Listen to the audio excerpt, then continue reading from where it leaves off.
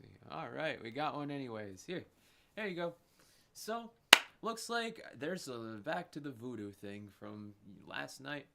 Um, so I have like this personal space, let's call it, that like projects out of my like extremities and stuff. Now, I'm I'm well aware when that stuff's being shrouded in like spiritual observation. And I'm under the impression that there is some voodoo being utilized against me and my cat, and that they're utilizing the scheduling of my like displacement to also have my cat crowd my like personal space on purpose to get me to like fight with my cat or like fuck up or do something mean. And 10-10-3-13-2025, yeah, it's basically like it makes sense that people who have been on the opposite side of viewing this part where I'm peaceful and I'm in control is the main course of the entire like scheme that was plotted against me to get less attention on my valor and like righteousness and put it all on my like bad side and make me look bad, like I struggle with anger or control. And so it makes sense that they will purposely, once they want to do that, they'll purposely test you.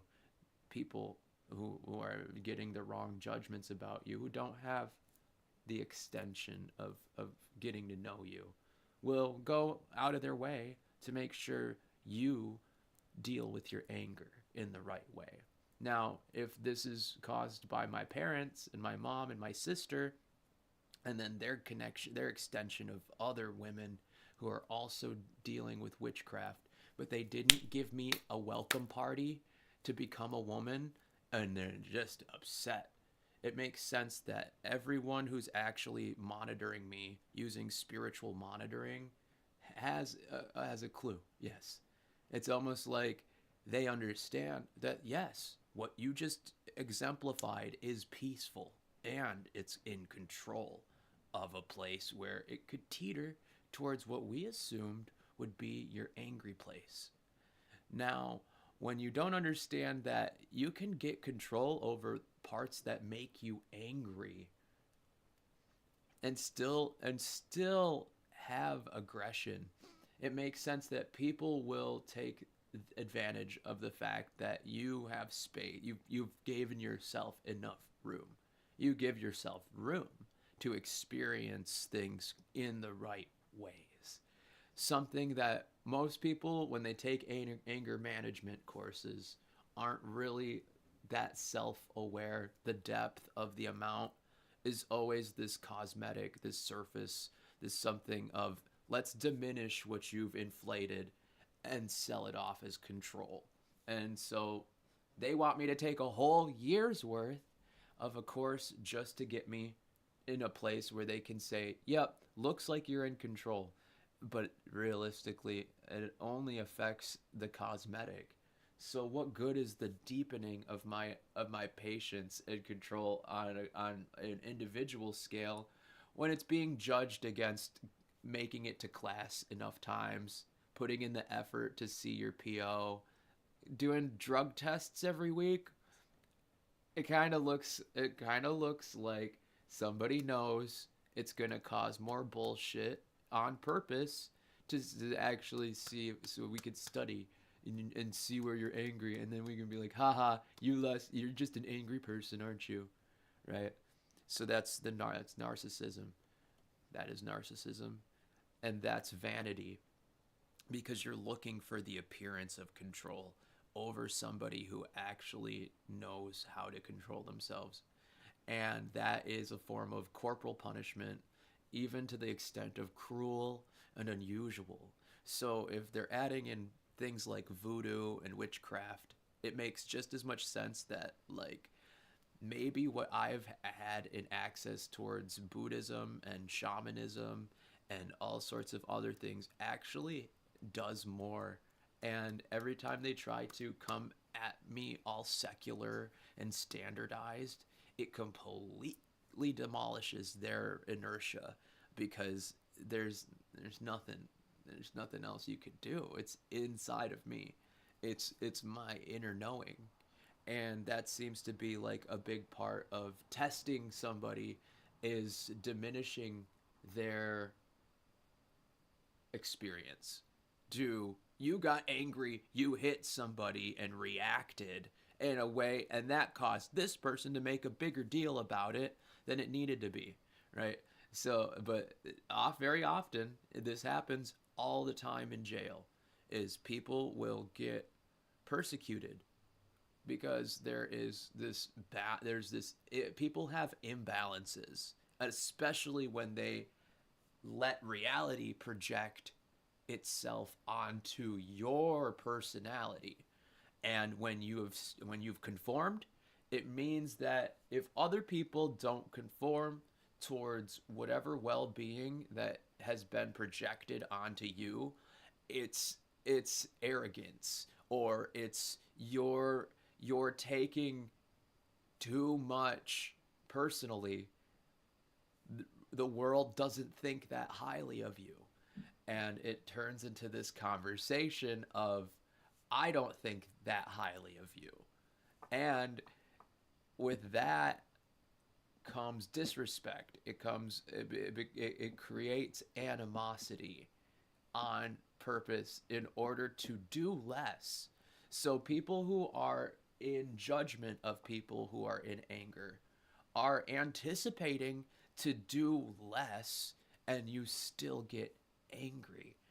But if you have a good cap on your anger and your patience, and there's an amount of disrespect pretentiously being slung straight at your enigma, that it makes sense that if all they had right if if all they had to do was be here to see if I'm angry, they would be here to see if I'm angry. But because they want to see if I'm angry from like across the street, that they're going to play with feathers and charcoal and goddamn stones and shit to be like, look, you didn't make peace on the stone. And then they like, they're kind of silly because like it's not about that. And that's sort of why people want you to reconsider them for peace and tranquility in a place that it won't make any sense for you virtually. There'll be none.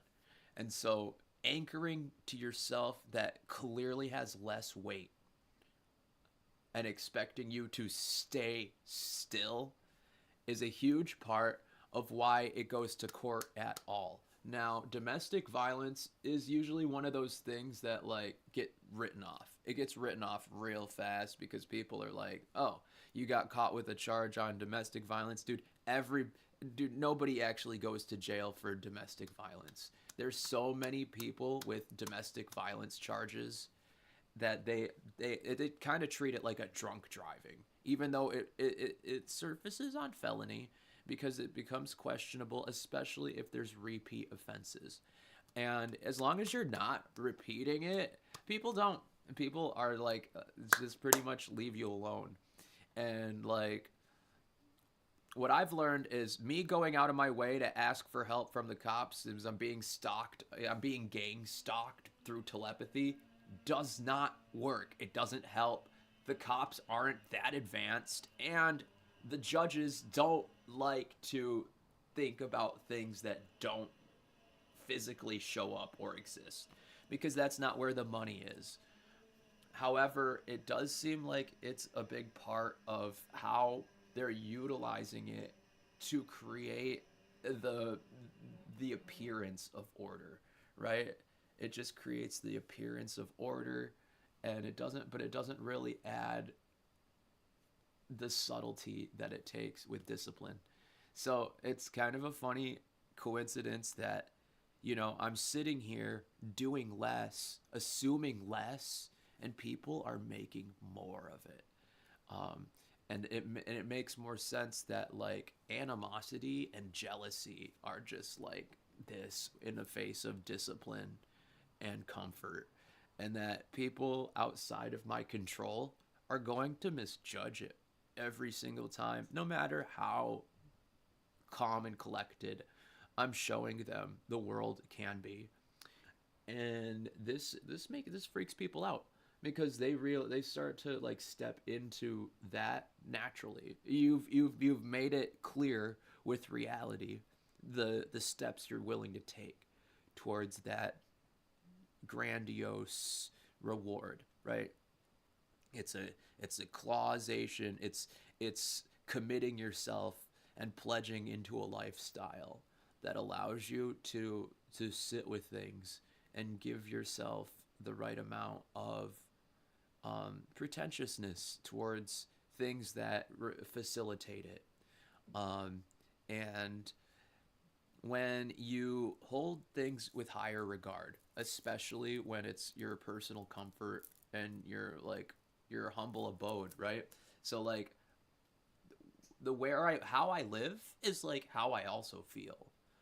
So like in that sense, like if people are living more rigorous lifestyles, then of course they're going to be. But if that's just an amount of money and access, then you just kind of like take the money and out of the equation, and you look at the access, and you say, well, what would I really need? And it's like you start at square one, and you build up step by step, one, two, three, four, five, six, all the way up to 10, and that is what people value more than like any amount of like slip up in anger or like whatever. It's the fact that you have a consciousness that allows you that you've created towards the ascension of divinity, or like uh what's the Buddhist cell, I don't know the word, salsmasaria, or like um the nirvana of Buddha, right? Buddha reaches a level of like clarity in nirvana by putting value in something that has barrier to entry in maybe a more cosmetic way, where it's access to with money, and it creates this importance at all around access. So once you find out how to gain entry into certain parables and passages within your own life, people are stunned. They get awestruck. And when they see that coming out of somebody that they presume to be less than and have less because people made up the story about with lies, and they make it up about you, and they lie, right? It creates tension, which is assumed to put you in a lower place and them in a higher place.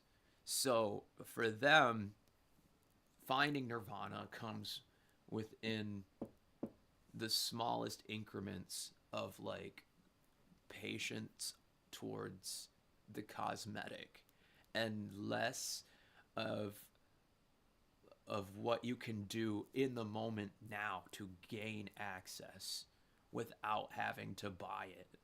And that's a huge indifference of where I'm at today with where other people have put me in the gut locker, so to speak, on these things, and where if they're messing around with voodoo, if they're genuinely just like picking on me, if my sister's like pulling on a voodoo doll every day that she wakes up and she's like, right, if my mom and my sister are playing with feathers and weird crap that they have of me lying around the house, or they're telling these girls to do it, that means that my sister has wanted to pick on me as the little kid brother for her entire life, and she's never had a better opportunity to do it than outside of my personal space, utilizing a lot of West Coast trends, right?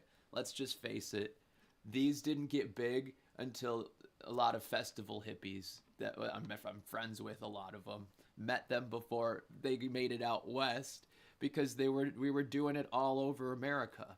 And so some of them end up settling out west and bringing it from out west, and then bringing back what we have with them, and then adjusting it, and it works. So it makes sense that my sister just really she wants her attention, much like my neighbor Sadie. She really has deep fuzzies, okay? The best way they have deep fuzzies for this thing, while the outside is awful. And when you go to somebody that you put a lot of valor into, to be like, you just assume that you have privilege with somebody that has not talked to you about it whatsoever. So, like, yeah, I used to be an annoying kid brother. I could easily see that my sister wants one of you, or like my mom wants to see that flip over, and without talking to me about it or consenting. And they lose the thing about this, they lose time with me. Where they could be spending things and filling in blanks, and helping teach and learn at the same time with somebody that they've admired for so long, but at a disadvantage of the one thing that they're assuming that you cannot grow through, and that's self-control. Food for thought. Voodoo and all of this weird spirituality comes at a cost. Something that they don't put value into, when it's simply something you can put in a bathtub or fucking scrub your feet with. You know what I'm saying? Food for thought.